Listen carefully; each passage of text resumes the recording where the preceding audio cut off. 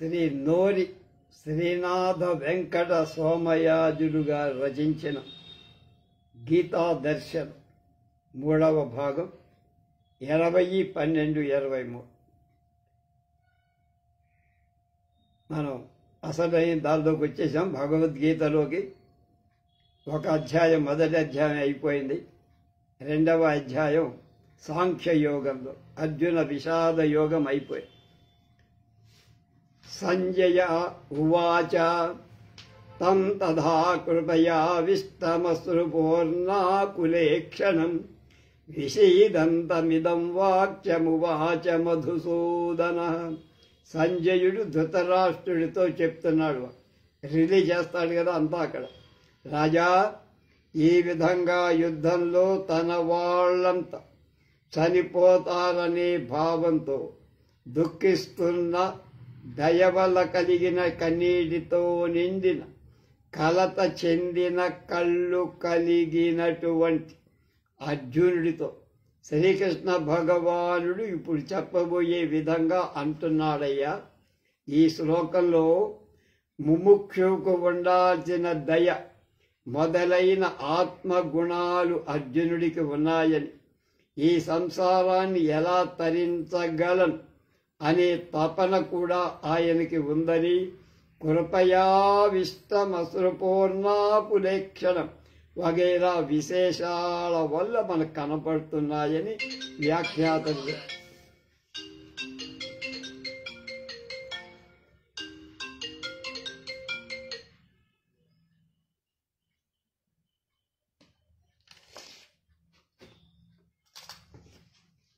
శ్రీ భగవానువాచ కుతస్వాకస్మలమిదం విషమే సముపస్థితం అనార్యజుష్టమస్వర్య వకేతికరమర్జున.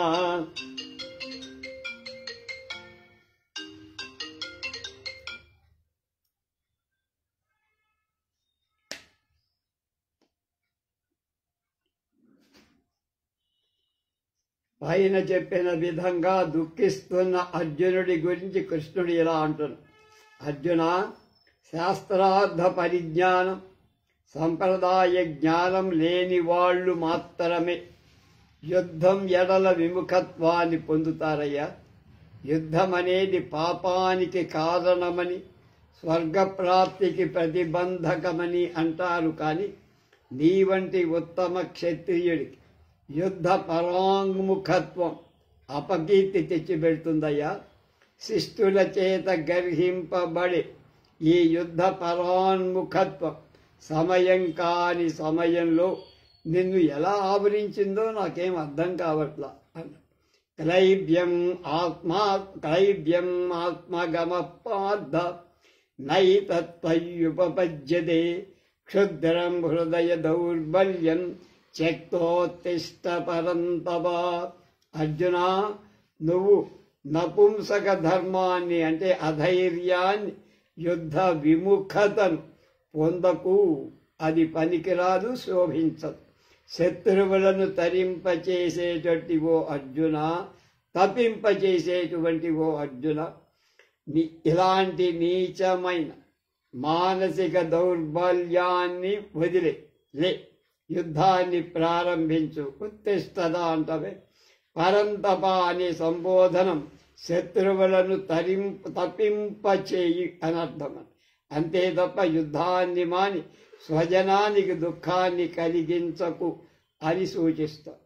అర్జునుడు అంటాడు, కథం భీష్మమహం సంఖ్యే ద్రోణంచ మధుసూదన యశుభి ప్రతియోత్స్నామి పూజార్హా వరిసూదన.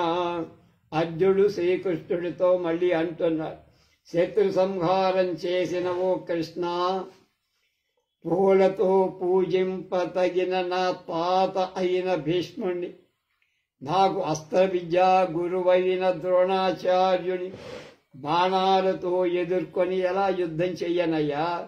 వారితో వాగ్వాదికైనా నేను పూడ్చుకోగలనా? వయోవృద్ధుడు పూజ్యులైన గురువుతో యుద్ధం చేసే అల్పుడైపోతాడయ్యా నేను యుద్ధం చేస్తే అన్నాడు బేలగా. గురువున్ అహత్వా హి మహానుభావాన్ శ్రేయో భోక్తుం భైక్షవపీహ లోకే హత్వాద్ధకామాంస్తు గురూనిగైవ భుంజీయ భోగాన్ రుధిర ప్రదిగ్ధాన్.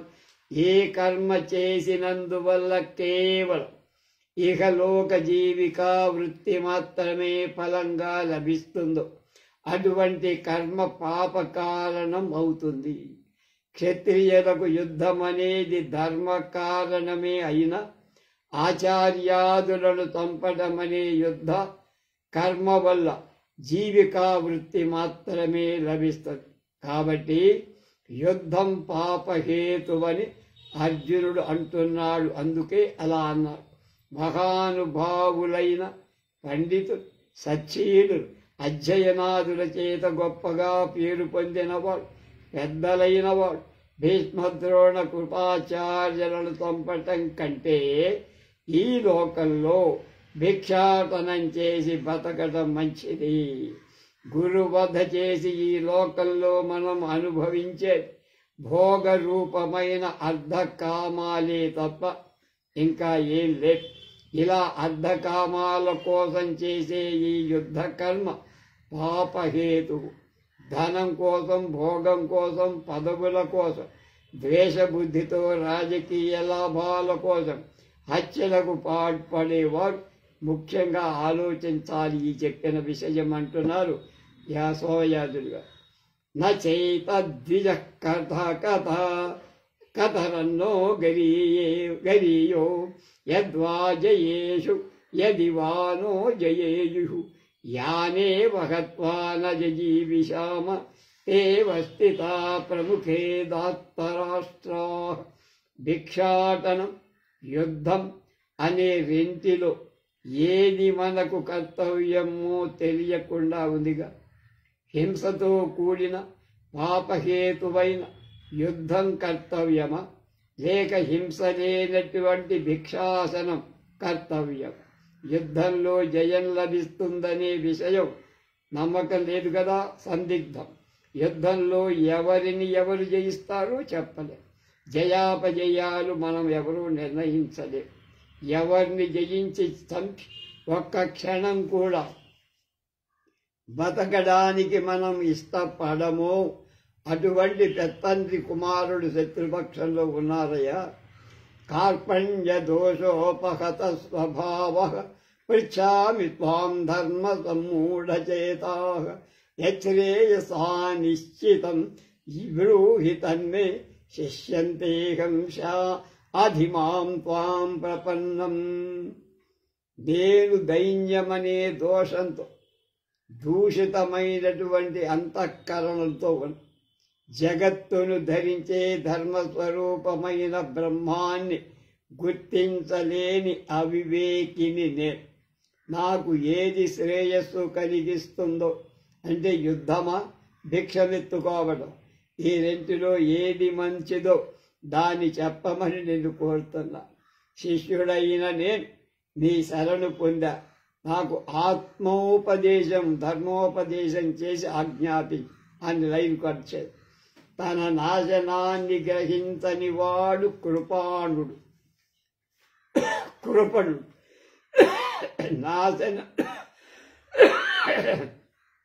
లేనటువంటి వరబ్రహ్మాన్ని తెలుసుకోకుండా మరణించిన వాడు కూడా కృపణుడు అని యో వాయేతదక్షదంగార్య విదిత్వాస్మాల్లోకాత్ ప్రేతి సకృపణ అని బృహదారణ్య ఉపనిషత్తు చెప్తారు. శ్రేయస్సు అంటే మోక్షమనే అభిప్రాయం. జగత్తును ధరించేది ధర్మం కాబట్టి ధర్మం అంటే జగద్ధారణ చేసే పరమాత్మ. నహి ప్రపశ్యామి మమానుపమమాపనుజ్య దుర్జోకమిచ్చోషణ ఇంద్రియాణం అవాప్య భూమా వనవత్నయుద్ధం రాజ్యం సురాణామపి చాధిపత్యం. ఈ నా ఇంద్రియ తాపాన్ని భూమిపై శత్రువులంటూ లేనటువంటి సమృద్ధమైన రాజ్యాన్ని పొందిన, దేవలోకాధిపత్యాన్ని పొందిన, తొలగనెట్టిన ఈ ఇంద్రియ తాపాన్ని పోగొట్ట జాలింది నాకేం కనపట్టాలి. త్రిలోకాధిపత్యం వల్ల కూడా ఈ శోకతాపాలు తొలగవని అనుకుంటున్నాడు అని చెప్పారు. అప్పుడు సంజయుడు మళ్ళా రిలే చేస్తారు. ఏవ ముక్త్వా హృషీకేశం గుడాకేశ పరస్తవ నయోచన ఇది గోవింద ముక్త్వా తూష్ణీం బభూవ. సంజయుడు ధృతరాష్ట్రుడితో అంటున్నాడు, ధృతరాష్ట్ర, శత్రువులను తరింపజాలిన అర్జునుడు నేనిక యుద్ధం చెయ్య అని తన దృఢ నిశ్చయాన్ని కృష్ణుడికి తెలియచేసి కామ్గా మిన్నకుండా ఉన్నాడు. తమువాచ హృషీకేశ ప్రహసన్నిషభనివ భారత సేనయోరుభయోర్మధ్యే విషీదంతమిదం వచః. ధృతరాష్ట్ర, మాయకు అతీతుడైన పరమాత్మ ఆ రెండు సేనల యొక్క మధ్య భాగంలోనూ ఉండి ఈ విధంగా దుఃఖిస్తున్న అర్జునుడి గురించి చూసి మందహాసం చేస్తూ ఇలా మొదలుపెట్టారు. శ్రీ భగవానువాచ అశోచ్వానన్వశోచస్వం ప్రజ్ఞావాదాంశ్చ భాషసే గతాసూన గతాసూంశ్చ నాను శోచంతి పండితాః. భగవాన్ అంటున్నాడు, అర్జున, నువ్వు దుఃఖింపతగని వాళ్లను గురించి దుఃఖిస్తావు. పైగా ప్రజ్ఞావంతుడిలాగా మీసాలు మెలేసి మాట్లాడుతావు. ద్రోణాదులు సద్రూపులైనందుల నిత్యులు అంటే పరమార్థ రూపం చేత ఆత్మరూపం చేత నిత్యులు. ఇక భీష్మద్రోణాది పదాల చేత పిలువబడే ఈ దేహులను గురించి దుఃఖించడం కూడా అనవసరమయ్యా. ఎందుకంటావా?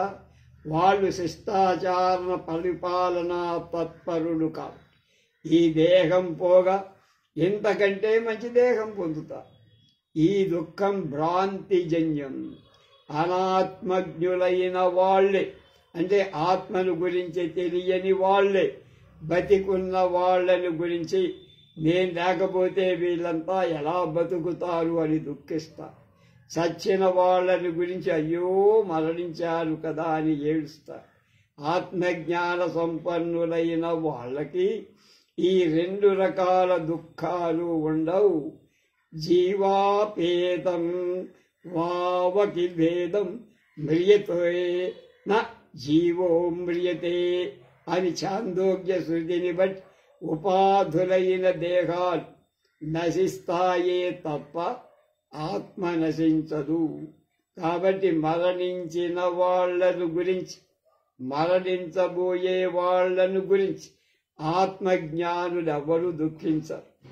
కానీ నువ్వు పండితుల్లాగా మాట్లాడుతున్నావు. పండితుడు ఎలా ఉంటాడో తెలుసురా నీకు? పాండిత్యం నిర్విద్య బాల్యేన తిష్టాసేత్.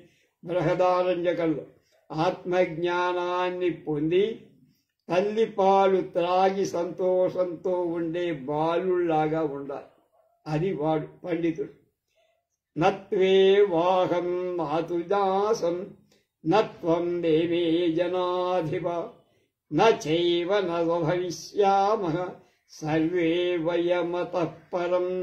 ఒకప్పుడు కూడా నేను ఆత్మ లేకపోవటం అనేది లేదు, ఆత్మనిత్యం.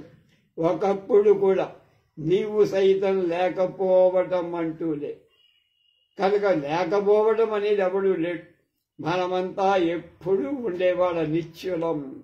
ఈ శరీరాలు పోయిన తరువాత కూడా మనమంతా ఉండకపోవటం అంటూ లేదయ్యా. అది ఇక్కడ తీసుకో, ఫండమెంటల్ అక్కడ ఉండనే ఉంటాం.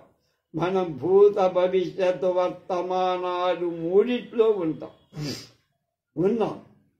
ఆత్మ పుట్టేది కాదు, ఆత్మ నిత్యం. నువ్వు నేను వాడు అనే ఈ పేర్లన్నీ మాటలన్నీ శరీర భేదాన్ని బట్టి వచ్చినవేనయ్యా. దేహినోస్మిన్ యథా దేహే కౌమారం యౌవనం జరా తథా దేహాంతర ప్రాప్తే ధీరస్తత్ర నముహ్యతి. ఈ దేహంతో సంబంధం ఉన్న జీవుడి బాల్య యౌవన వార్ధక్యాది అవస్థలు ఎలా ఉంటాయో అలాగే మరొక దేహం లభించటం కూడా ఉంది.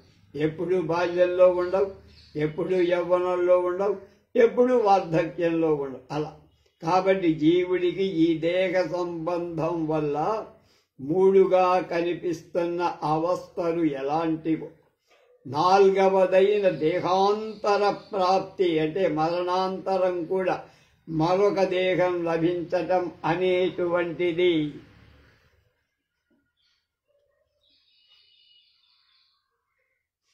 అటువంటిదే. అంటే బాల్య యౌవన వార్ధాక్య అవస్థలు పొందే జీవుడు, దేహాంతర ప్రాప్తి పొందే జీవుడు ఒకటి. కాబట్టి జీవుడు నిత్యుడనే విషయం తెలుస్తుంది. అంటే దేహేంద్రియాలు నశించిన ఆత్మకు చావుడే. శృతులు ఆత్మకు ఏకత్వాన్ని చెబుతున్నాయి. దేహద్వయ అభిమానం వల్ల శోకం మోహం కలుగు. ధీరులైన వాళ్ళు ఈ మార్పు కోసం ఎవడు ఎడవర్రా. అటువంటి శోక మోహాదులని వదిలిపెట్టి నువ్వు కూడా ధీరుడివు కవు అని భావం. మాత్రా స్పర్శాస్తు కౌంతేయ శీతోష్ణ సుఖ దుఃఖదా ఆగమాపాయినో నిత్య స్థాం స్థితి స్థితిక్ష్వ భారత.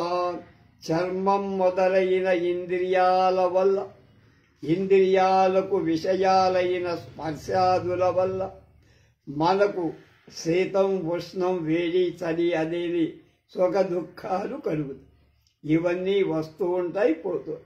అంటే ఒక్క ఇంద్రియం వల్ల చల్లదనంతో సుఖాన్ని ఇస్తే మరొకప్పుడు వేడితో దుఃఖాన్ని కూడా ఇస్తారు.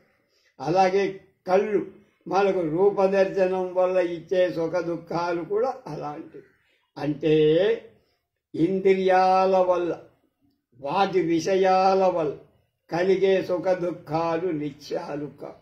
శీతస్పర్శ ఒకప్పుడు సుఖాన్ని ఇస్తే మరొకప్పుడు దుఃఖాన్ని కలిగిస్తాయి. అలాగే మిగతా విషయాలు కూడా ఇవి నిత్యాలు కావునైనా ఎప్పుడు సుఖం ఉండదు, ఎప్పుడు కష్టం. కాబట్టి నువ్వు తితిక్ష పొంది, అంటే శీత ఉష్ణ ద్వంద్వాలను సహించేవాడవి కావాలి. అలాంటి ద్వంద్వ సహన శక్తి లానివాడు మోక్షానికి అర్హుడే కాడు. ఆగమం అంటే ఉత్పత్తి, అపాయం అంటే వినాశం, అనిత్యం శాశ్వతం కాదు.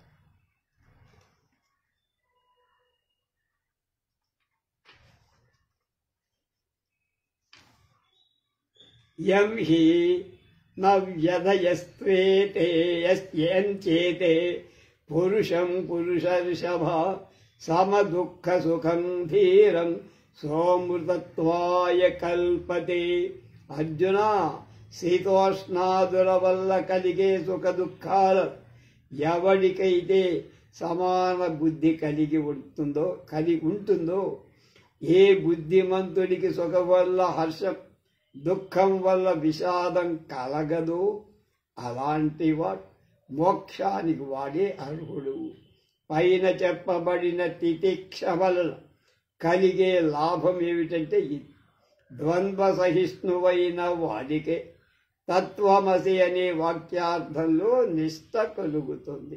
కాబట్టి అప్పుడు మోక్ష అర్హత వస్తుంది. నాసతో విద్యతో భావో నాభావో విద్యతే సతః ఉభయోరపి దృష్టోంతస్త్వనయో తత్వదర్శిభిః. విద్య అయిన అవిద్యారూపమైన శీతోష్ణాది ద్వంద్వాలతో కూడిన ఈ జగత్తుకు సత్వం లేదు. అంటే ఈ జగత్తు అసద్రూపమవుతుంది. అసత్ రూపం జగత్తు, సద్రూపమైందేమిటి ఆత్మ. అలాంటి ఆత్మకు అసత్వం ఉండదయ్యా. ఆత్మ అనేది నిర్వికారం కాబట్టి అదొక్కటే నిత్య వస్తువు. అందుచేతనే నిత్యం కానటువంటి శీతోష్ణాదుల వల్ల కలిగే హర్ష విషాదాలు పొందటం ఉచితం కాదు. వాటిని సమభావంతో సహించటం చాలా అవసరం. కొంతమంది అసత్తు అయిన జగత్తును సత్తని, మరికొందరు ఆత్మను సత్తుగా, శరీరాది జగత్తును అసత్తుగా తెలుసుకుంటారు. నువ్వు ఆత్మ సత్యం, నిత్యం అనే వాళ్ళ పక్షాన్ని అవలంబించి శోకమోహాలు వదిలిపెట్టి సుఖ దుఃఖాలు శీతోష్ణాదులు అయిన ద్వంద్వాలను అనే మిథ్యాభూతాలనే భావంతో వాటిని సహించవయ్యా అని అర్థం చెప్పారు. అవినాశితు తద్విద్ధి ఏన సర్వమిదం తతం వినాశమవ్యయస్యాచ న కశ్చిత్ కర్తుమర్హతి.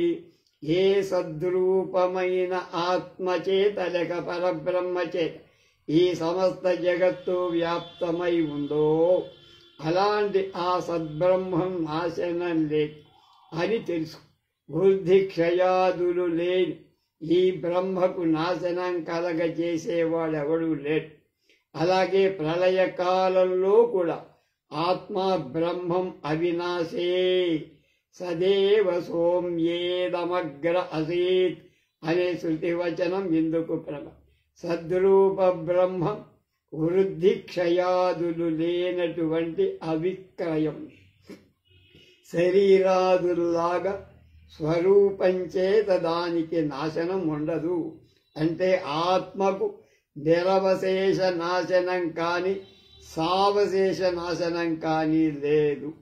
ఈ ప్రశ్నలు వాటి సమాధానాలు తెలుసుకోవడం మంచిదని కొన్ని మనకి చెబుతున్నారు. దానిలో ఆత్మస్వరూపంగా నశిస్తుందా, ఆత్మ స్వరూపంగా నశిస్తుందా అనే ప్రశ్నకు సమాధానం. అవయవాలు ఉన్నవైతే వాటి అవయవాలు నశించగానే అది నశిస్తుంది. దేహంలాగా ఆత్మ అనేది అవయవం కాదు కాబట్టి దానికి నాశనం. ఆత్మ ఒక్కరి చేత నశిస్తుందా? ఆత్మ కంటే వేరొక వస్తువేం లేదు కదా. నాశనం కావటం, నాశనం చేయటం అనే రెండు వస్తువులు దాని మీద ఏం పనిచేయం.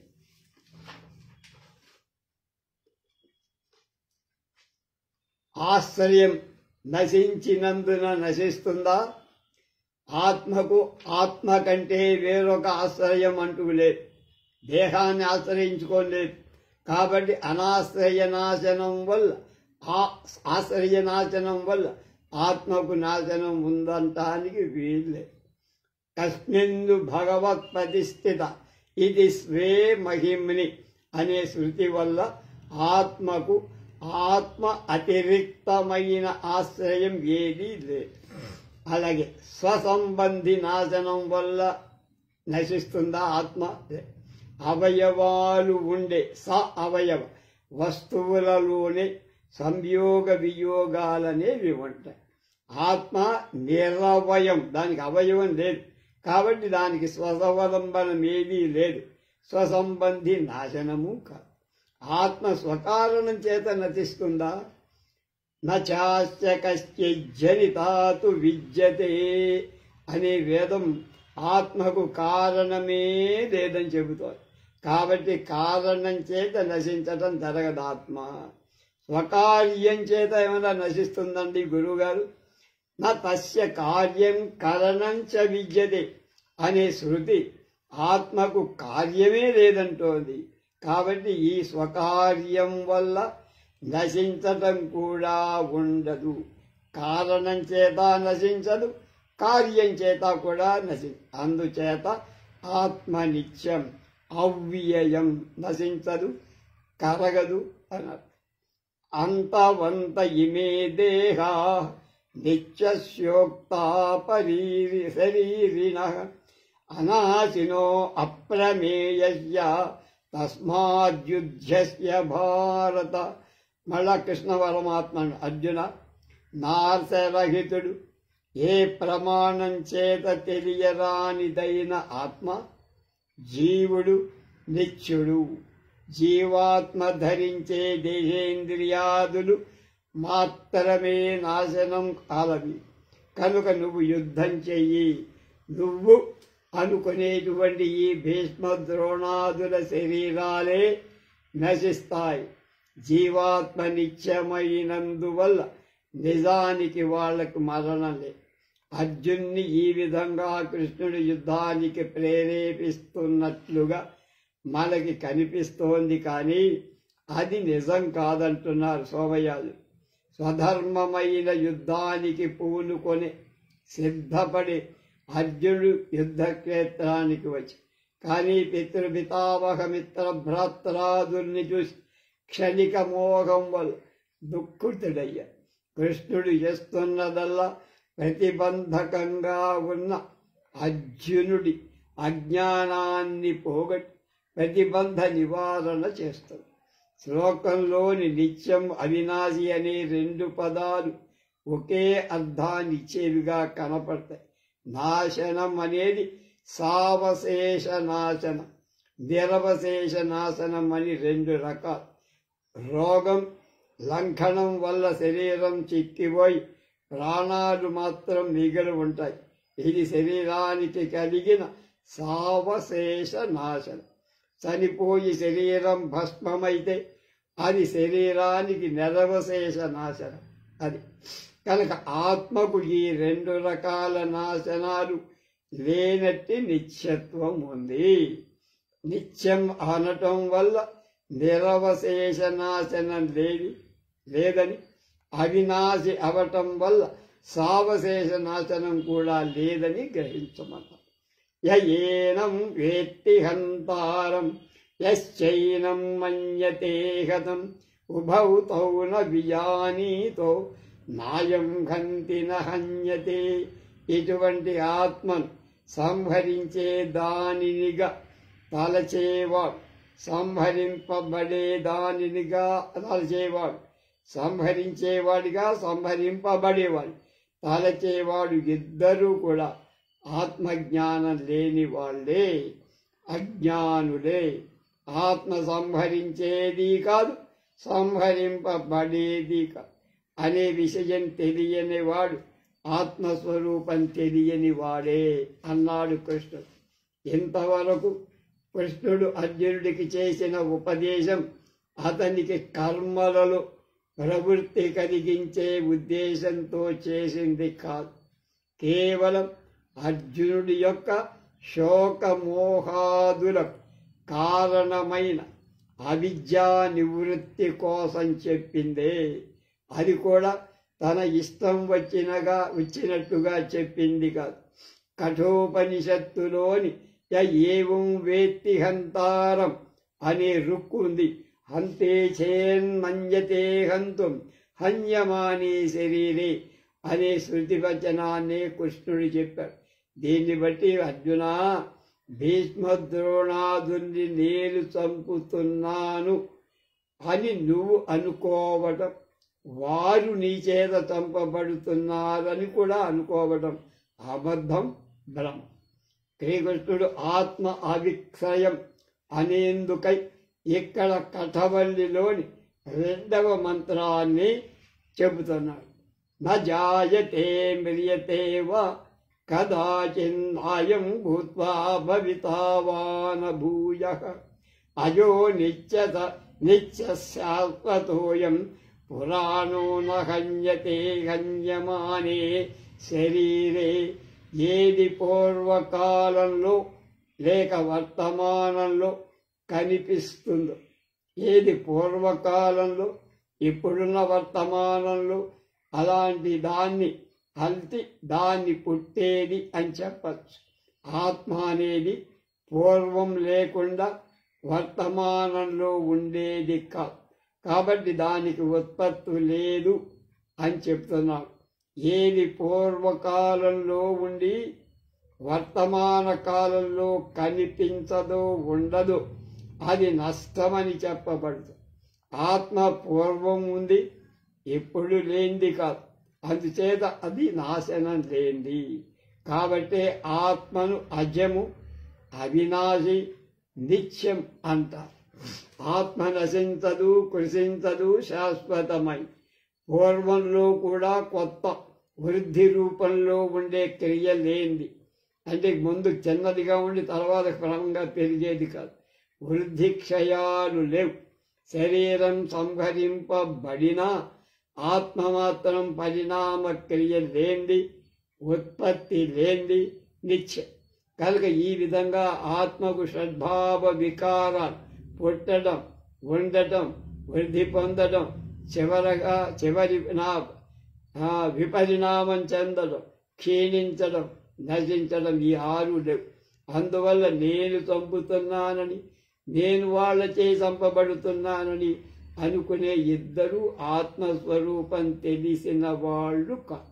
19వ శ్లోకంలో ఉభౌ తౌ విజానీతో అనే శ్లోకపాదంలో దీన్ని అన్వయించుకోమంటున్నారు.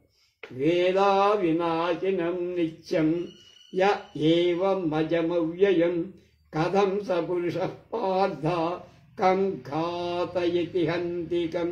అర్జున, ఈ ఆత్మ నాశనం లేనిదని, నిత్యమైందని, పరిణామం ఉత్పత్తి లేనిదని, నశించేది కాదని, అలా ఆత్మస్వరూపాన్ని తెలుసుకున్న విద్వాంసుడు, పండితుడు ఎవడినైనా తాను వధించటం కాని, చంపించటం కాని ఎలా సంభవమవుతుందయ్యా?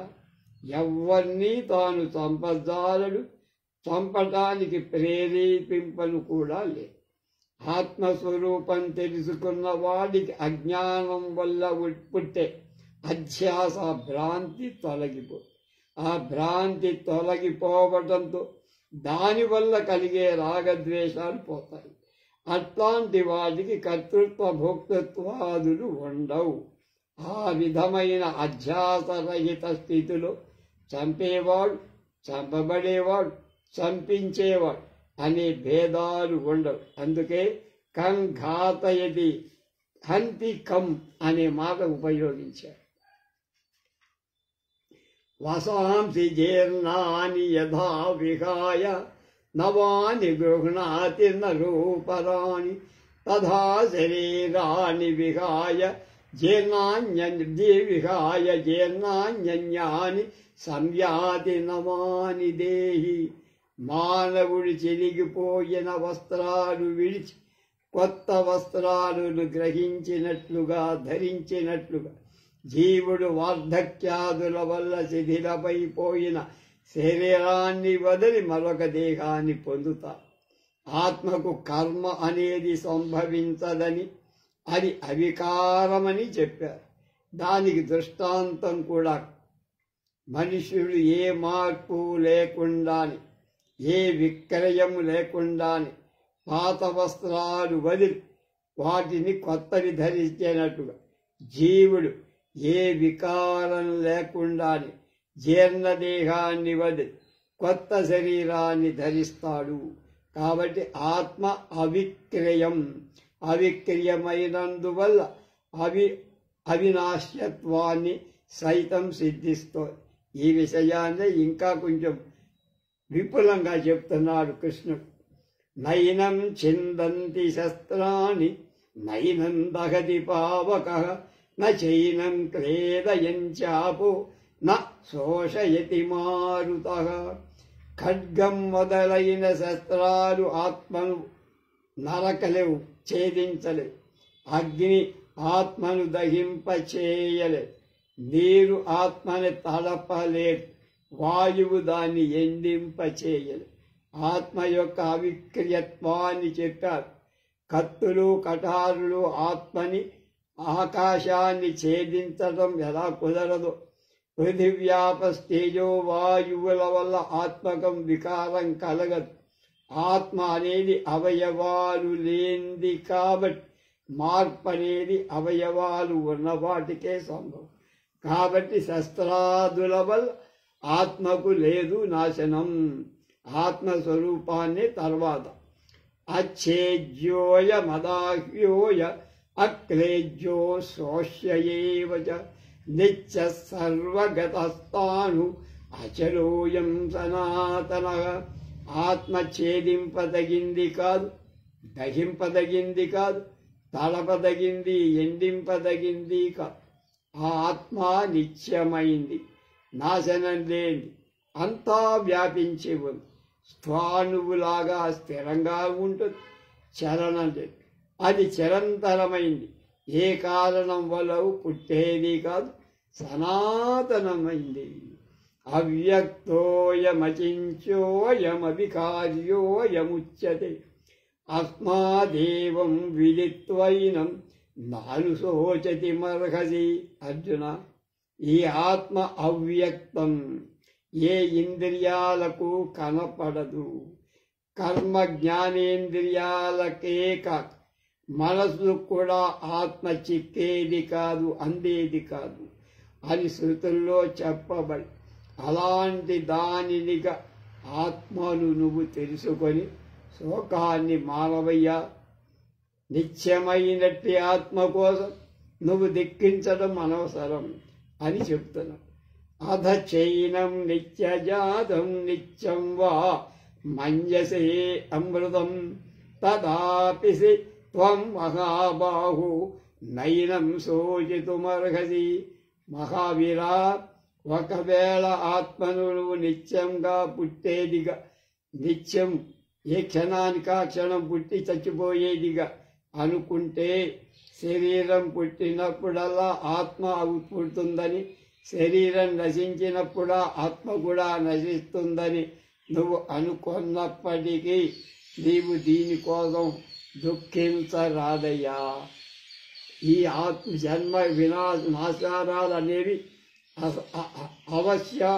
అవశ్యం భావులు, అంటే తప్పక జరగ. కాబట్టి వీటి కోసం దుఃఖించాల్సిన పని. నిత్యమైన ఆత్మ దేహేంద్రియ సంబంధ నాశనం వల్ల నశిస్తోందని తార్కికులు అంటారు. తర్క ఆత్మ నియమంగా నశించేదేదని చార్వాకులు అంటారు. ఈ మూడు పక్షాల వారి దృష్టిలో చూసినప్పటికీ ఈ దేహాదుల కోసం దుఃఖించటం అనవసరం అని గట్టిగా. జాతస్య హి ధ్రువో మృత్యుర్ధ్రువం జన్మ మృతస్య తస్మాదపరిహార్యేతే నత్వం శోచితుమర్హసి. పుట్టినవాడికి మరణం, మరణించిన వాడికి చావు అనేది తప్పక జరగాలి.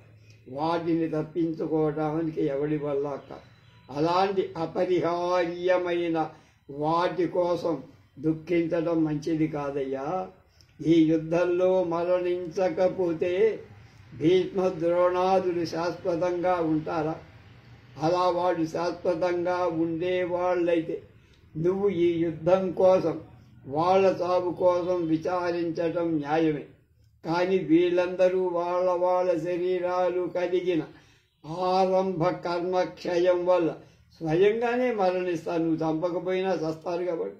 కానీ మరణాన్ని నువ్వేం తప్పించలేవు. అలాగే మృత్యువును పూర్వదేహంలో చేసిన కర్మ ఫలాన్ని అనుభవించటం కోసమే మళ్ళీ శరీర ఇంద్రియాది సంబంధం పుట్టకం తప్పదు. ఈ సాగు పుట్టుకలు రెండూ కూడా తప్పించటానికి వీలు లేదు, అపరిహార్యాలు. నిత్య జాతులు, నిత్య మృతులు అయిన వాళ్ళ కోసం దుఃఖించటం తగదు నాయన అన్నారు. అవ్యక్తాదీని భూతాని వ్యక్త మధ్యాని భారత అవ్యక్త నిధనాన్యేవ తత్రగా పరివేదన. నిత్యమైనటువంటి ఆత్మ కోసం కాకపోయిన కార్యకారణ సంఘాతం శరీర ఇంద్రియాలు నశిస్తున్నాయి కాబట్టి వాటి కోసం కూడా దుఃఖించడం న్యాయమే కదా అని నీకు అనిపించదు.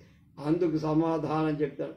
పృథివ్యాది భూతాలతో నిర్మితమైనట్టి ఈ శరీరం, ఇంద్రియాలు మొదలైనవి ఉత్పత్తికి పూర్వం అప్రత్యక్షాలు కనపడవు. అలాగే నాశనమైపోయా తర్వాత, మరణించిన తర్వాత అవ్యక్తాలు మళ్ళీ కనపడవు. కనుక పుట్టుకకు మరణానికి మధ్యలో మాత్రమే కనపడవు.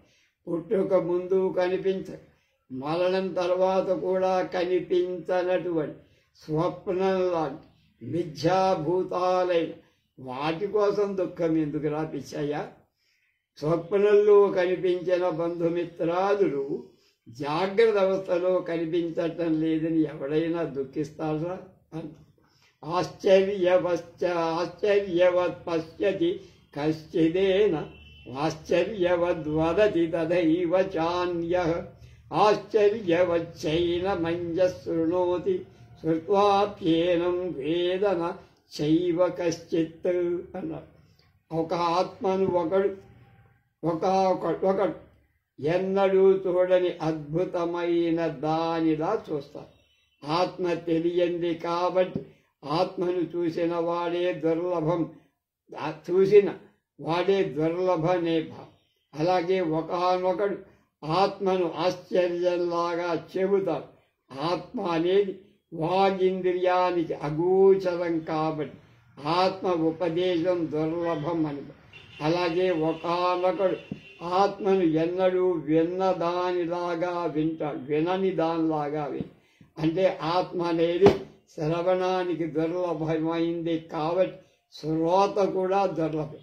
వినేవాడు ఉండడు, చెప్పేవాడు ఉండడు, చూసేవాడు ఉండడు. కనుక ఆత్మ ఫలానా విధంగా ఉంటుందని విన్నా, తెలుసుకున్న, చెప్పిన ఎవ్వడూ కూడా ఆత్మ సాక్షాత్కారాన్ని పొందలేదు.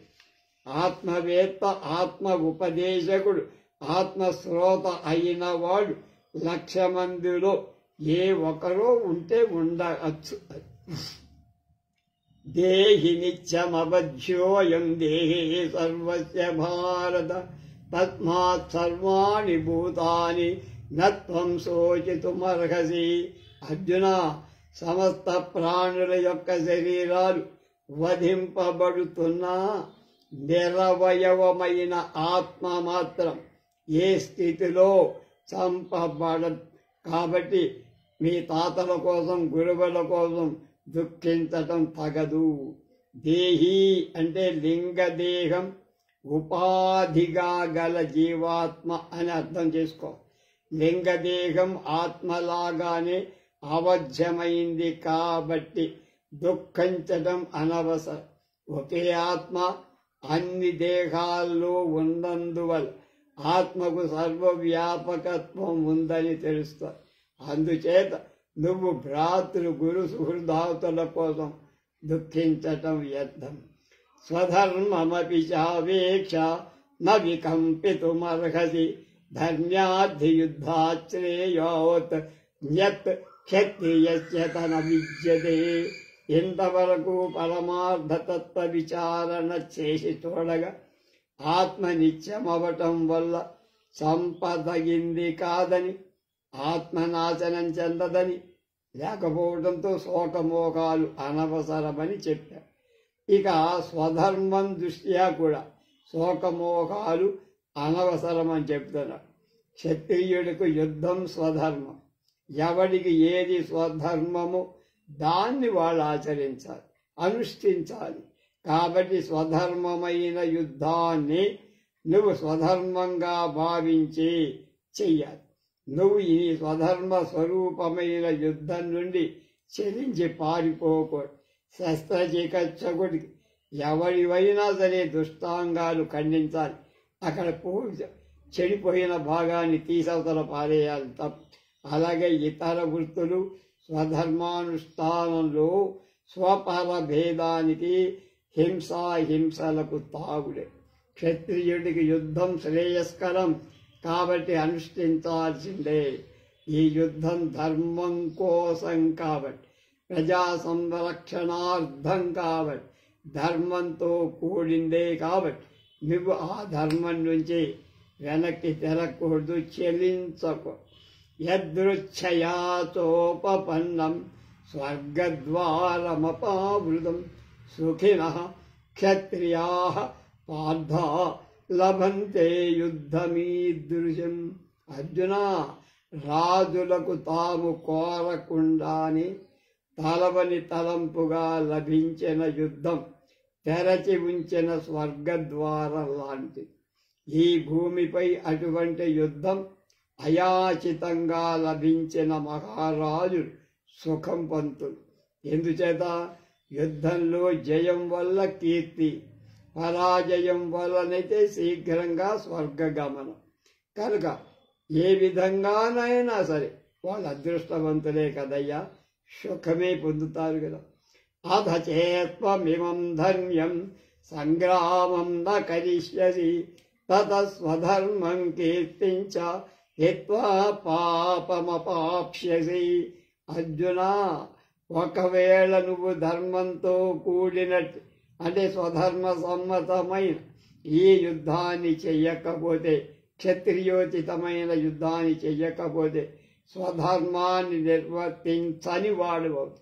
నువ్వు నీ కీర్తిని లోగడ శివుడితో యుద్ధం చేసి సంపాదించిన కీర్తిని ఇప్పుడు స్వధర్మాన్ని నిర్వహించటం వల్ల వచ్చే కీర్తిని పోగొట్టుకుంటావు. అంతేకాదు పాపాన్ని కూడా పొందుతావు. వేదోక్త స్వధర్మ పరిత్యాగం పాపం.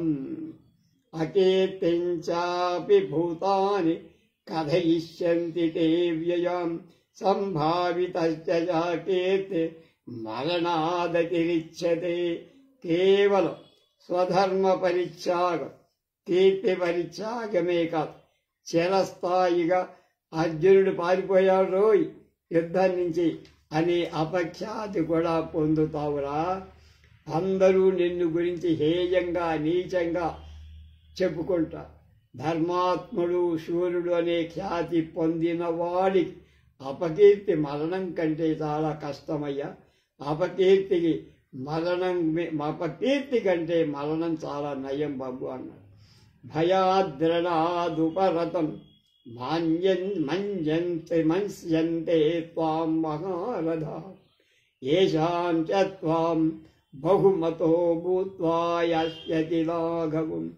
ప్రాణుల మీద దయతో నువ్వు యుద్ధాన్ని మానేస్తున్నానని మేము ఒక అపర బుద్ధ భగవానుడవని అనుకోవటానికి వీలు. ఎందుకంటావా, మహారథులైన వాళ్ళంతా నిన్ను గొప్ప వీరుడిగా చెప్పు. అంటే నీ శత్రువులైన దుర్యోధనాదులు కూడా నిన్ను శౌర్య ధైర్యాది గుణాలు కలవాడిగా కీర్తిస్తూ ఉన్నారు. ఇప్పుడు నువ్వు ఏ కారణం వల్ల యుద్ధం మానినా వాళ్ళంతా అర్జునుడు భయంతో పెరికివాడే పారిపోయాడు, యుద్ధం మానేశాడంటారే తప్ప తమ మీది దయతో మానాడని ఎవడు అనుకోడు. అది గుర్తు. అక్కడ కొట్టాడు దెబ్బ. అవాచ్యవాదాంశ బహూన్ వరిష్యంతి తవాహితా నిందంతస్తవ సామర్థ్యం తతో దుఃఖతరం దుఃఖిం. నీ శత్రువులైన దుర్యోధనాదు నిన్ను గురించి, నీ సామర్థ్యాన్ని గురించి నిందిస్తూ అనేక విధాలుగా అనరాని మాటలు అంటూ దూషిస్తారయ్యా. ఆ మాటలు వినటం కంటే దుఃఖం ఇంకేమైనా ఉంటుందా? నువ్వు యుద్ధ విరతుడవు కావద్దు. ఉత్తర శోక మహద్దుఃఖం దుఃఖదరం క్షుధా తతో దుఃఖదరంలోకే యశఃప్రాప్తిరేవచ. అపకీర్తి అన్ని దుఃఖాల్లో మించిన దుఃఖం. అందుచేత యుద్ధానికి ఉద్యమించడం తప్ప వేరొక దారి నీకు లేదు. హతో వా ప్రాప్స్యసి స్వర్గం జిత్వా వా భోక్ష్యసే మహీం తస్మాదుత్తిష్ట కౌంతేయ యుద్ధాయ కృత నిశ్చయః. అర్జున, కర్ణాది మహావీరులతో యుద్ధం చేస్తూ నువ్వు యుద్ధంలో మరణిస్తే వీరస్వర్గం పొందు. నువ్వే కర్ణాదులను జయిస్తే ఎదురనేది లేకుండా ఈ రాజ్యానుభవం పొందుతుంది. ఎలాగైనా నీకు లాభం. కాబట్టి యుద్ధానికి నిశ్చయించుకొని సన్నద్ధుడుగా, యాగంలాగానే యుద్ధం స్వధర్మం అవటం వల్ల యజ్ఞంలో చేసే హింస నింద్యం కానట్లుగా యుద్ధంలో చేసే గురువు మొదలైన వాళ్ళ హింస నింద్యం పాప కారణము కాదు. కనుక శిస్త నిందా ఉండదు, శత్రు నిందా ఉండదు. జయమైన పరాజయమైన ఇష్టమైన ఫలితం కలుగుతుంది అని శంకరాచార్యుల తాత్పర్యం చెప్పారు. సుఖే దుఃఖే సమే కృత్వా లాభాలాభౌ జయాజయౌ తతో యుద్ధాయ యుజ్యస్వ నైనం పాపమవాప్స్యతి. అర్జున, సుఖ దుఃఖాలను లాభ నష్టాలను సమానంగా చేసుకోవాలయ్యా. జయాపజయాలలో సమభావాన్ని పొందాలి. యుద్ధం కోసం సిద్ధపడు. ఈ విధంగా సమబుద్ధితో యుద్ధం చేయటానికి పూనుకుంటే నీకు ఏ పాపం కలగదు. సుహృజ్జీవనం వల్ల సుఖం, సుహృన్మరణం వల్ల దుఃఖం కలుగు. ఈ సుఖ దుఃఖాలను సమానం చేసుకోవడం ఎలా అంటే దుఃఖమయ సుఖమయ, సుఖంలో రాగాన్ని, దుఃఖం ఎడల ద్వేషాన్ని పొందకూడదు. అట్లా రాగద్వేషాలను వదిలినప్పుడు సుఖ దుఃఖాలు సమానం. అలాగే లాభాలాభాలలో జయాజయాలు అపజయాలు రాగద్వేషాలు వదిలి. గెలిచినప్పుడు సంకలు కొట్టడం, ఓడిపోయినప్పుడు దిగులు పట్ట పనికి. ఇలా సమబుద్ధితో యుద్ధం కనుక చేస్తే ఏ రకమైన పాపం నీకు అంటదు అని చెప్పారు. ఈ విషయాన్ని ఈనాటి పాలకు, రాజకీయవాదులు, అధికారులు అంతా గ్రహించడం అవసరమని, వెనకటి రోజుల్లో జరిగిన యుద్ధాల్లాంటివి కాకపోయినా, పరదేశాలతో జరిగేవి కాకపోయినా, స్వదేశంలో జరిగే ఎన్నికల లాంటి యుద్ధాలు, సత్యాగ్రహాలు, నిరసన వ్రతాలు, బంధులు, ధర్నాలు వగైరాలన్నీ వీటికి చెందినవి. ప్రభుత్వం మీద, ప్రతిపక్షం మీద, ప్రజల మీద, ఇతర రాజకీయ పక్షాల మీద జరిపే ఉద్యమాలు రాగద్వేషాలతో కూడినవైనందువల్ల ఫలప్రదం కాకపోవడం, తాత్కాలికమైన ప్రయోజనం మాత్రమే పర్యవసించడం చూస్తున్నాం. ప్రజాక్షేమం అంటూ, దరిద్ర నారాయణ సేవ అంటూ, ప్రజలే దేవుళ్ళంటూ చెప్పే మాటలన్నీ నిజంగా రాగద్వేష రహితాలేనా? తన పక్షం వాడు మాత్రమే ప్రజలన్నట్లుగా వారి క్షేమాన్ని మాత్రమే కోరి ఉద్యమాలు జరిపే వాళ్ళంతా రాగద్వేష దూషితాత్మలు కదా? వాడు చేసేది ధర్మరక్షణ కోసం చేస్తే ఉద్యమమా? గాంధీ గారు వారు చేసిన సత్యాగ్రహంతో వీరి ఉద్యమాలు పోల్చుకుంటారా? ఇవన్నీ నేటి పాలకులు, నాయకులు, ప్రజలు ఆత్మవిమర్శన చేసుకోవాలి. ఎందుకంటే ఈనాటి కుగనా సన్యాసుల చేతుల్లో, హింసా రాజకీయవాదుల చేతుల్లో సైతం భగవద్గీత నిత్యం నలిగిపోతోంది కనుక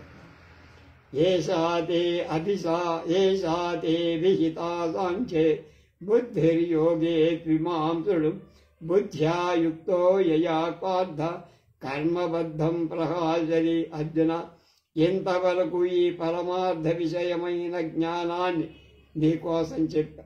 ఇక మీదట కర్మబంధం తొలగటానికి సాధనమైన యోగాన్ని బోధిస్తా. జ్ఞాన ప్రాప్తికి సాధనమైనట్టి కర్మయోగానికి సంబంధించిన విషయం చెబుతా.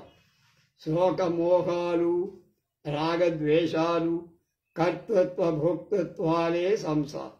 అలాంటి సంసారానికి హేతు తన ఆత్మను గురించిన అజ్ఞానం.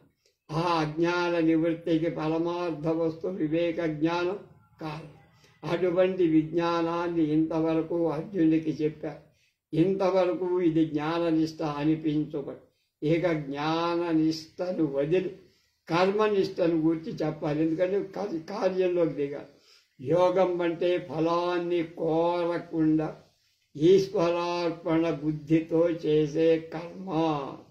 సమాధి అనేది రెండవ అర్థం. ఈ రెండు కూడా చిత్తశుద్ధి ద్వారా జ్ఞానాన్ని పొందటానికే ఉపాయం. ఇప్పుడు జ్ఞాన ప్రాప్తికి ఉపాయభూతమైన కర్మయోగాన్ని గురించి, సమాధి యోగాన్ని గురించి చెప్పబోతున్నాడు కృష్ణుడు. దేహాభిక్రమనాశోస్తి ప్రత్యవాయో న విద్యతే స్వల్పమప్యస్య ధర్మస్య త్రాయతే మగతో భయాత్. పరంపరగా ఈ కర్మయోగం మోక్ష సాధనంగా ఉంటూ ఉన్నందువల్ల దీని ప్రారంభానికి నాశనమంటూ లేదు. ఈ కర్మయోగమనే ధర్మాన్ని ఏ కొద్దిగా అనుష్ఠించినా అది చావు పుట్టుకలని గొప్ప భయం నుండి రక్షిస్తుంది. మోక్ష కారణము శాస్త్ర విహితమైన ధర్మాన్ని పరమేశ్వరార్పణంగా చేస్తే అలాంటి ధర్మానుష్ఠానం అంటే కర్మ జ్ఞాన ఉత్పత్తి కలిగించి తద్వారా జనన మరణ రూపమైన సంసారం నుండి రక్షిస్తుంది. కాబట్టి కర్మయోగం వల్ల జ్ఞానం వల్ల మోక్షం కలుగుతుందని తిలక్ మహాశయుని వంటి వాళ్ళు కొందరు పండితులు నిష్కామ కర్మయోగం వల్లనే మోక్షం కలిగిస్తుందని, అదే భగవద్గీత బోధించే పరమార్థమని, నిష్కామ కర్మమే నేరుగా మోక్షం అన్నారు. అద్వైతవాదులు దీన్ని అంగీకరించక కర్మయోగం జ్ఞానప్రాప్తికి సాధనమని, జ్ఞానం వల్ల మోక్షం అని స్టెప్ చెప్పారు. కర్మయోగ జ్ఞానయోగాల కలయిక మోక్ష సాధనమని మరికొంది. రెండిటికి గమ్యం మోక్షమే అయినప్పుడు ఈ వాదోపవాదాలు వారి వారి పాండిత్య వైభవ ప్రకటన కోసమే ఉపయోగం. వ్యవసాయాత్మికా బుద్ధిరేకేహ గురునందన బహుశాఖాయనంతాచ్యా బుద్ధయో వ్యవసాయం.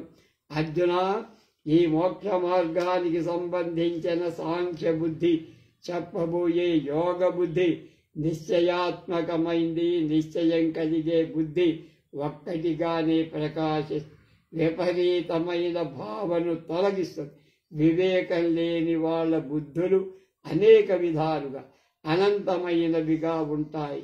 సాంఖ్య బుద్ధి, యోగ బుద్ధి అనేవి సరైన ప్రమాణాలతో కూడి ఉన్నందున ఏకరూపం కలవై నిశ్చయార్థకంగా ఉండి ఇతర శాఖాభేదాల వల్ల కలిగే విపరీత బుద్ధుల్ని పోగొడుతుంది.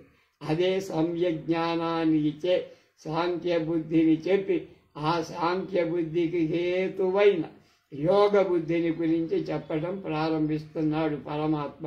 యామి మాం పుష్పితాం వాచ ప్రవదంచ విపశ్చితః వేదవాదరతః పార్థ నాణ్యదస్తి వాదినః.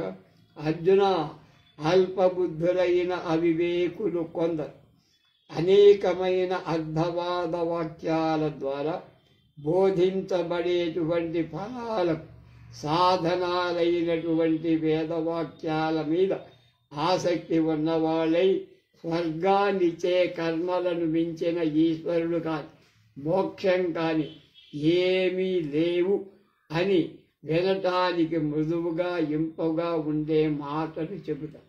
అర్ధవాదం అంటే వేదంలోని విధి నిషేధ వాక్యాలను బరుపరుస్తూ నిందారూపంగా కాని స్తుతి రూపంగా కాని చేసే వివరణ.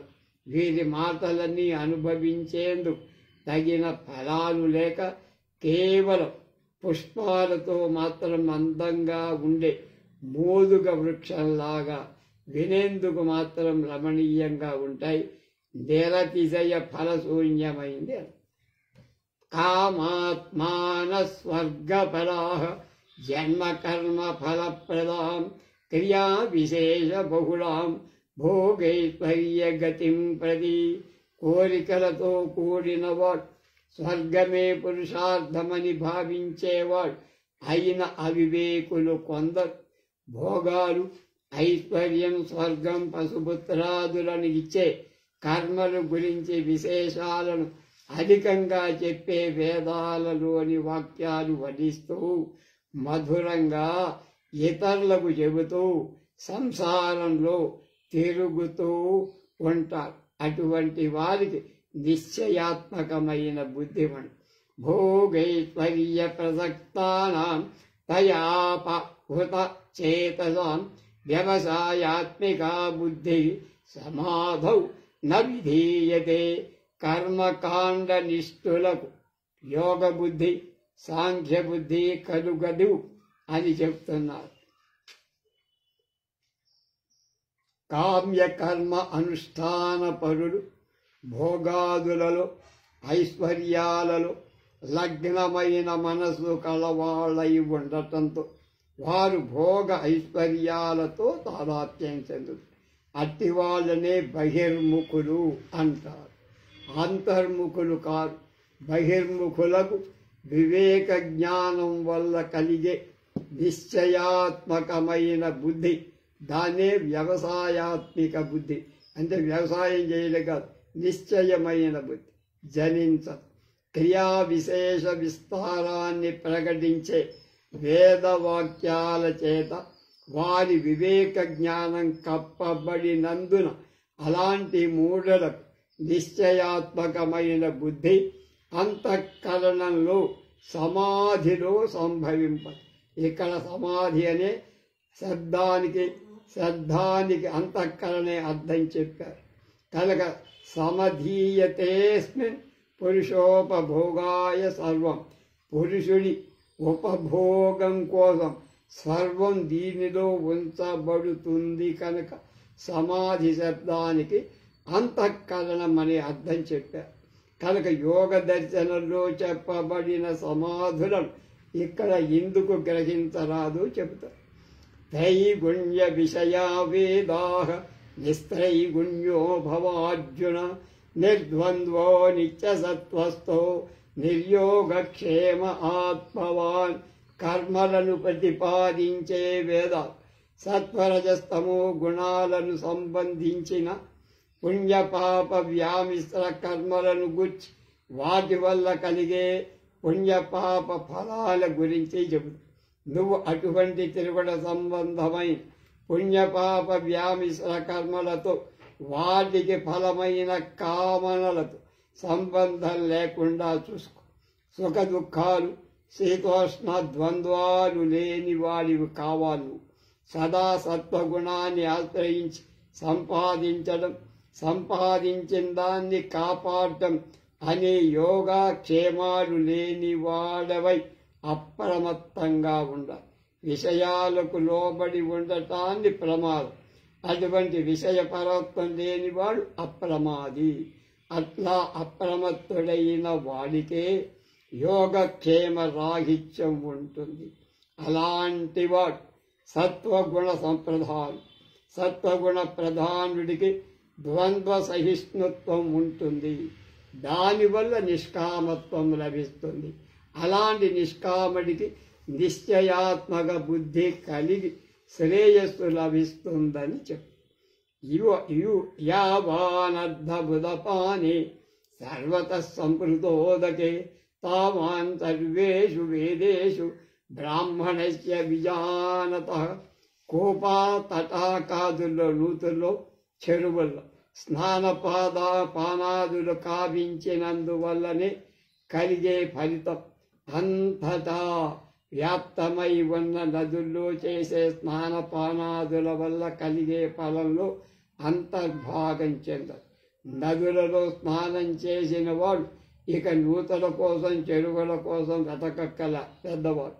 అలాగే ఆత్మజ్ఞానవేత్త అయిన బ్రాహ్మణుడికి విజ్ఞానం వల్ల లభించే ఫలంతో సమస్త కర్మ ఫలాలు అంతర్భావం చెందుతాయి.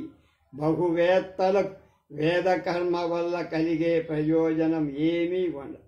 కోపతటాకాదుల్లో కలిగే స్నానపానాది ఫలం కంటే పక్కనే ప్రవహిస్తున్న గంగా ప్రవాహం వల్ల కలిగే ఫలం ఎక్కువ. అలాగే విదోక్తమైన కర్మల వల్ల లభించే సుఖాలన్నీ జ్ఞానికి లభించే స్వరూప సుఖంలో అంతర్భాగం. జ్ఞానికి లభించే మహాదానందం ముందు కర్మిష్టికి లభించే సుఖం స్వల్పం అల్పం. అయితే కర్మనిష్ట అనవసరమా అంటే గంగా ప్రవాహంలో స్నానపానాదులు లభించినప్పుడు లభించేంతవరకు నూతుల్లో చెరువులో స్నానాలు చేయాల్సిందేగా. అలాగే జ్ఞాననిష్ట లభించే వరకు కర్మ చేయాలి. కర్మనిష్ట అనేది జ్ఞాననిష్టాయోగ్యతకు సహాయకారి అవుతుంది.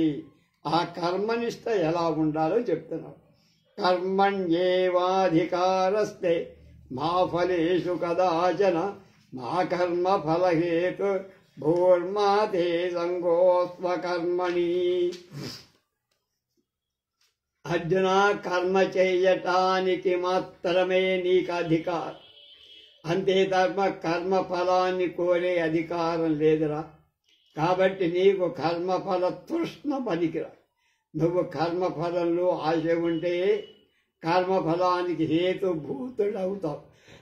అలాని నువ్వు కర్మ చేయకుండానూ ఉండదు, తప్పక పని చెయ్యాలి ఏదో ఒకటి. అయితే ఫలాన్ని ఆశిస్తూ కర్మ చేస్తే అది జన్మని ఇస్తుంది. కాబట్టి ఫలాన్ని ఎప్పుడూ ఆశించకుండా కర్మ ఏదో ఫలితాన్ని ఆశించి నువ్వు కర్మ చేస్తే ఇంకో జన్మ, ఫలితం ఆశించకుండా కర్మ చేస్తే జన్మ ఉండదు. అర్జునుడు పరిపక్వమైన అంతఃకరణ వాడు కలవాడు కనుక కర్మ పరిత్యాగ పరిపూర్ణకంగా జ్ఞాననిష్ఠుడుకు అర్హుడు కాదు, అధికారి కాదు. అందుచేత వాడు కర్మ చేయాల్సిందే. అయితే ఆ కర్మను ఫలం మీద ఆశ లేకుండా బంధ ప్రాప్తి ఉండదు కనుక కామ్యకర్మ ఇక్కడ వాడికి కూడా పనికిరా. కర్మ ఫలాన్ని కోరకుండా కర్మ చేయాలని అన్నారు కదండి. మరి దేన్ని ఉద్దేశించే కర్మ చెయ్యాలి అంటే సమాధానంగా కృష్ణుడు చెప్తున్నాడు. యోగస్థః కురు కర్మాణి సంగం త్యక్త్వా ధనంజయ, సిద్ధ్యసిద్ధ్యో సమో భూత్వా సమత్వం యోగ ఉచ్యతే. అర్జున, యోగనిష్ఠుడవై కేవలం ఈశ్వర అనుగ్రహం కోసం కర్మలను ఆచరించమని కూడా నేనేం చెప్పనయ్యా. ఎందుకంటే ఈశ్వర అనుగ్రహం కోసం, ఈశ్వర ప్రీతి కోసం అనే సంఘాన్ని కూడా దాని మీద కూడా ఆశ లేకుండా కర్మలు ఆచరించాలి. అటువంటి కర్మల వల్లనే అంతఃకరణం పరిశుద్ధమవుతుంది. అలాంటి అంతఃకరణ శుద్ధి వల్ల జ్ఞానప్రాప్తి, జ్ఞానప్రాప్తి వల్ల మోక్షం. కనుక జ్ఞానప్రాప్తినే సిద్ధి అంటారు. మలినమైన అంతఃకరణం వల్ల జ్ఞానం రాదు, కాబట్టి అది అసిద్ధి అవుతుంది.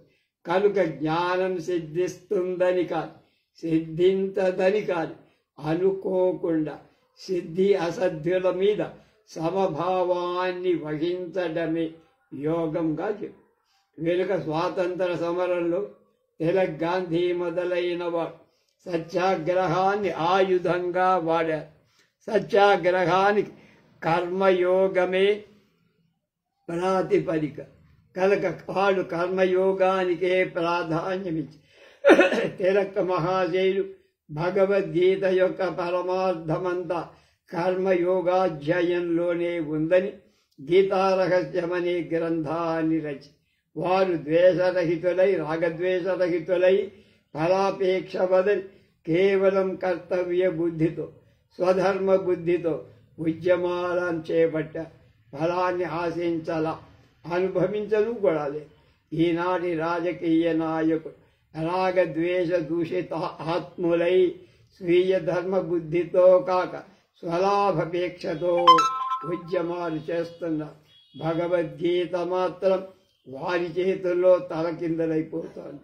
కపటం, మోసం, అధర్మం, హింస ఈనాటి జనజీవనంలో భాగమైపోయి ఈ కపట నాయకుల చేతుల్లో భగవద్గీతకు పట్టిన దుర్గతిని తలచుకుంటే నాకు బాధ కలుగుతోందంటున్నారు సభయాజుడు గారు. ఈనాడు ప్రజలను మోసగించటానికి ఉపకరించే సాధనంగా భగవద్గీతను వాడుకుంటున్నారు వాళ్ళు కూడా. లేకపోతే తన పార్టీ వాళ్ళ కోసం, బంధువుల కోసం తనవైన కోరికలు, డిమాండ్ నెరవేర్చుకోవడానికి, తాననుకున్నది ధర్మం అని నమ్మించటానికి గుడారాలేసి భగవద్గీతను పక్కన పెట్టుకొని నిరసన వ్రతాలు చేసేవాళ్ళని ఎందరినో చూస్తున్నామని బాధపడ్డారు. దూరేణ హ్యవరం కర్మ బుద్ధియోగాద్ ధనంజయ, బుద్ధౌ శరణమన్విచ్చ కృపణాః ఫలహేతవః. అర్జున, ఈశ్వర ఆరాధన కోసం సమత్వ బుద్ధితో చేసే జన్మ కంటే జన్మ మరణాలకు కారణమైన కామ్యకర్మ, కోరికతో చేసే పని హేయమైంది. ఫలం మీద ఆశతో అటువంటి కర్మ ఆచరించేవాళ్ళు కృపణుడు దీర్ఘుడు. ఈ విషయాన్ని బృహదారణ్యకంలో యాజ్ఞవల్కుడు గార్గితో ఈ విధంగా చెప్పాడు. యోవా ఏతదక్షరం గార్గ్య విదిత్వా స్మాల్లోకాత్ ప్రయితి సకృపణ. గార్గి, నాశనమంటూ లేని పరబ్రహ్మాన్ని తెలుసుకోకుండా ఈ లోకం నుండి పరలోకానికి పోయేవాడు, మరణించేవాడు అతి దీనుడు. కాబట్టి అర్జున, నువ్వు అటువంటి కృపణుడు కావద్దు. నువ్వు యోగ విషయక బుద్ధి ద్వారా లభించే సాంఖ్య బుద్ధిని ఆశ్రయించు. పరమార్థ జ్ఞానాన్ని పొందు, మోక్షాన్ని పొందు. బుద్ధియుక్తో జహాతీహ ఉభే సుకృత దుష్కృతే తస్మాద్యోగాయ యుజ్యస్వ. యోగ కర్మసు కౌశలం. సమత్వమైన బుద్ధితో కూడినవాడు ద్వంద్వాలైన పుణ్యపాపాలను లోకల్లోనే వదిలేస్తా. కాబట్టి నువ్వు సమత్వ బుద్ధి అంటే యోగం కలవాడివి అటువంటి యోగం కోసం సిద్ధపడు. సమత్వ బుద్ధి యోగం అనేవి కర్మలలో క్షేమాన్ని, సుఖాన్ని ఇస్తాయి. కర్మలు స్వభావతః బంధ స్వభావం కలవి. సమత్వ బుద్ధి వల్ల వాటిలో ఉండే బంధ స్వభావం తొలగిపోదు, జ్ఞానాన్ని కలిగిస్తాయి. అదే సమత్వ బుద్ధితో ఉన్న సుఖం. అందుకే సమత్వ బుద్ధి అలవర్చుకోవయ్యా. కర్మజం బుద్ధియుక్తా ఫలం త్యక్త్వా మనీషిణః జన్మబంధ వినిర్ముక్తా పదం గచ్చంచనామయం. బుద్ధిమంతులైన వాడు సమత్వ బుద్ధితో కూడిన వాళ్ళై ఇష్టానిష్ట ప్రాప్తి రూపమైన అన్ని పుణ్యపాపాల రూపంలో ఉండే కర్మ ఫలాన్ని వదిలి జ్ఞానులై జన్మబంధనాలతో విడివడిన వాళ్ళై ఏ విధమైన ఉపద్రవాలు లేనట్టి స్థానాన్ని, మోక్షాన్ని పొందుతున్నారు. పాపకర్మల ఫలాన్ని వదలటం, మోక్షం ఎలా లభిస్తుంది అనే ప్రశ్నకు సమాధానం. పుణ్యం వల్ల ఇష్టదేహ ప్రాప్తి లేక పుణ్యదేహ ప్రాప్తి కలుగుతుంది. పాప కర్మల వల్ల అనిష్టదేహ ప్రాప్తి, నీచదేహ ప్రాప్తి కలుగుతుంది. అటువంటి పుణ్యపాప కర్మ ఫలాన్ని సమత్వమైన బుద్ధితో వదిలేసి సత్వశుద్ధి వల్ల జ్ఞానులై బంధనమైన జన్మమే లేని వాళ్ళై మోక్షాన్ని పొందుతారని పై 3 శ్లోకాల భావం. యదా తే మోహకలిలం బుద్ధిర్యతి తరిష్యత్ తదా గంతాసి నిర్వేదం శ్రోతవ్యస్య శృతస్య నీ బుద్ధి మోహమనే కాలుష్యాన్ని అతిక్రమిస్తే నీకు ఆధ్యాత్మిక శాస్త్రాల కంటే వేరే అయిన భిన్నమైన లోగడ విని ఉన్న ఇతర శాస్త్రాల ఎడల వినతగిన శాస్త్రాల ఎడల వైరాగ్యం కలుగుతుందయ్యా. యోగానుష్ఠానం వల్ల అంతఃకరణ శుద్ధి పుడుతుంది. దానివల్ల నీ బుద్ధి మోహంతో కూడిన అవివేకమనే కాలుష్యాన్ని అతిక్రమిస్తుంది. ఆ స్థితిలో నీకు ఆధ్యాత్మిక శాస్త్రం కంటే మించిన విననది అయిన వేరొక శాస్త్రం ఏదీ ఉండదు. అంటే ఆత్మానాత్మ వివేక జ్ఞానం వల్ల అనాత్మ విషయాలన్నీ నిష్ఫలాలై అవుతాయి అనే విషయం తెలిసి వాటి ఎడల వైరాగ్యం నీకు కలుగుతుంది. శృతి